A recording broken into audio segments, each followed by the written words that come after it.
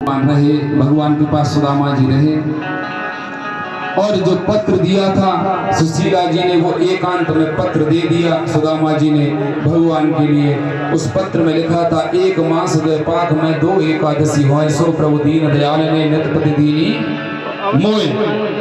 सुशीला भाभी का संदेश सुनते ही प्रभु के नेत्र सजल हो गए और भगवान ने मानो तुरंत सुशीला जी के लिए प्रत्युत्तर भिजवा दिया कि होनी थी सो हर गई अवना ऐसी होए, ओ भाभी तेरे भवन में नित्य द्वादशी होए। एकादशी नहीं, द्वादशी होंगी तेरे घर में, रोज भंडारे चलेंगे, जैसे कल द्वादशी को या भंडारा है, ऐसे कह दिया। भगवान ने वरदान दे दिया सुशीला जी को, भाभी तेरे भवन में नित्य द्वादशी हुए। इस प्रकार भगवान ने सुदामा जी पर कृपा की। भगवान की कथाएं तो अनंत हैं और भगवान के भक्तों की कथाएं भी अनंत हैं।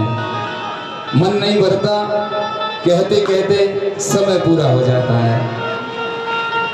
भगवान ने सुदामा जी पर कृपा की और सुदामा जी को दिव्य ऐश्वर्य प्रदान किया भगवान ने।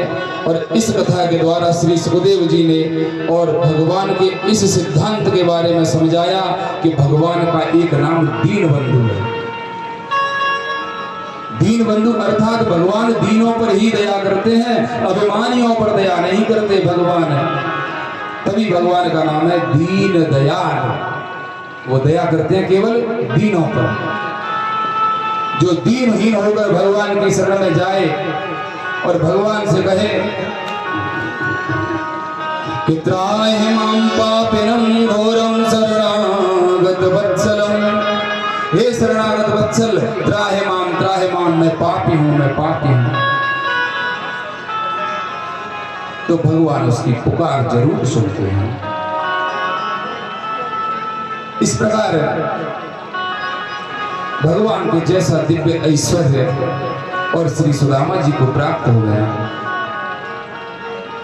आगे कथा आती है वसुदेव जी का यज्ञोत्सव और श्री भगवान ने अपनी मैया देवकी जी के जो 6 पुत्र थे जो कंस के द्वारा मारे गए थे, मैया ने भगवान से कहा कि लाला मुझको पता है कि तू साक्षात भगवान है, परमात्मा है, और मुझको पता है कि गुरुकुल में तूने अपने गुरु की माँ के पुत्र को वापस लाया था, तो मुझको भी याद आ रही है उन पुत्रों की। तो भगवान ने और अपने वो जो 6 पुत्र भगवान के भाई थे जो कंस के द्वारा मारे गए थे, उनको बुलवाया और मैया देवकी से मिलाया। वो तो मुझे पता है। और मैया देवकी ने उनको स्तनपान कराया और गोविंद का उच्छिष्ट दुग्ध जब उन बालकों ने पिया तो सबके सब परम पावन हो गए। सबके सब बालक परम पावन हो गए।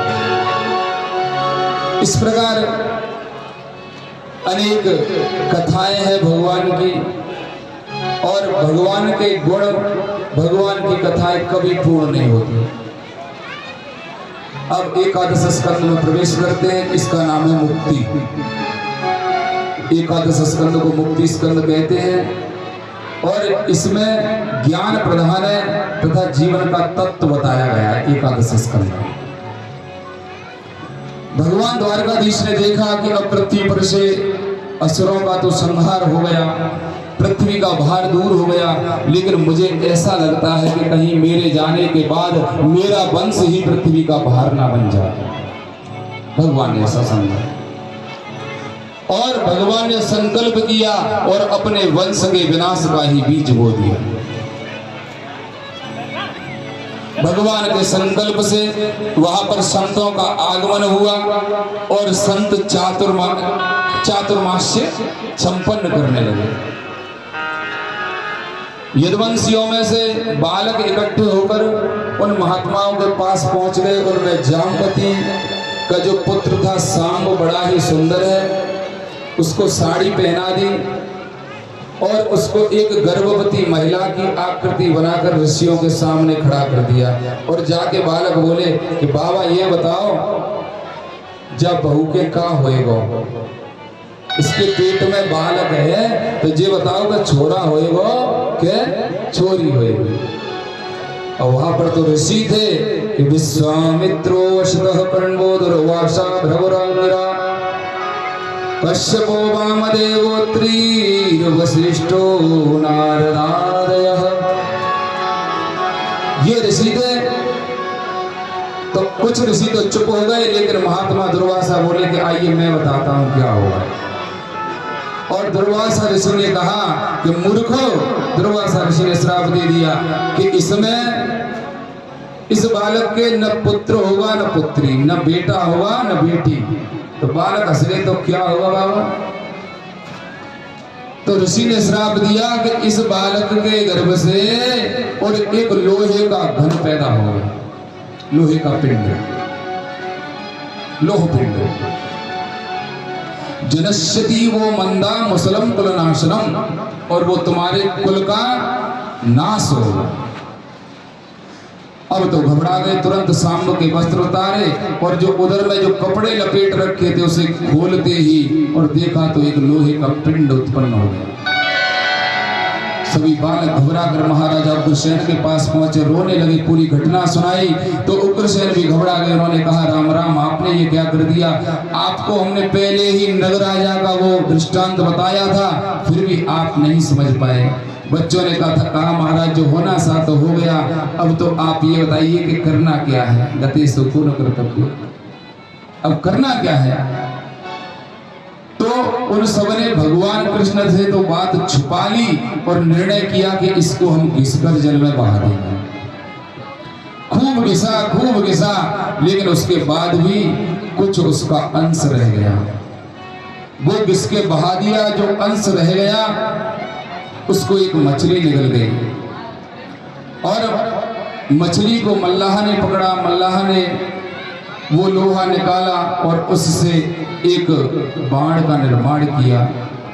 सर्व अंतर्यामी प्रभु को सब पता चल गया, परंतु न प्रभु को किसी ने स्पष्ट कहा और न ही भगवान ने किसी से कुछ पूछा, क्योंकि सब भगवत इच्छा से ही संपन्न हो रहा था।